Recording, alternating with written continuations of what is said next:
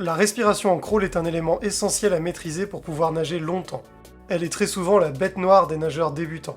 Elle nécessite cependant une bonne gestion de son équilibre horizontal. Car en effet, la tête en crawl est un pilote dans le maintien de l'équilibre du nageur. Si la tête est trop relevée lors de la respiration, l'équilibre s'écroule. Inversement, si le corps n'est pas aligné, impossible de placer sa respiration parfaitement à la surface de l'eau. Elle démarre sur l'appui du bras, dans l'eau. Une fois que la main démarre le retour aérien, la tête s'incline et la bouche sort en partie de l'eau, juste suffisamment pour prendre de l'air. Le nageur dispose à ce moment-là d'une lunette dans l'eau, l'autre hors de l'eau.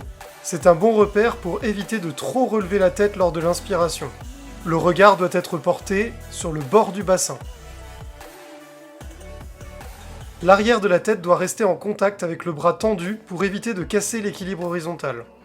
Une fois l'air inspiré, le regard se retourne en direction du bassin en suivant le retour aérien.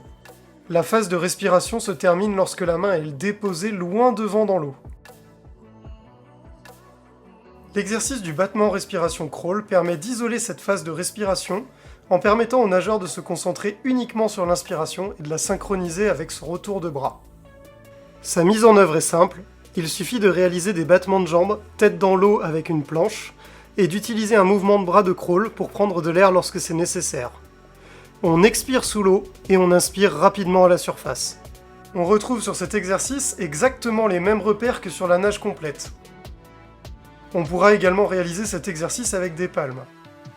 Il s'agira ensuite de remettre en application ces repères sur la nage complète et essayer de bien prendre des inspirations de chaque côté. En effet, lorsque l'on cherche à développer sa technique de crawl, on privilégiera toujours de respirer tous les 3 mouvements, c'est-à-dire un coup à gauche, un coup à droite. Cela permet de développer la polyvalence du nageur.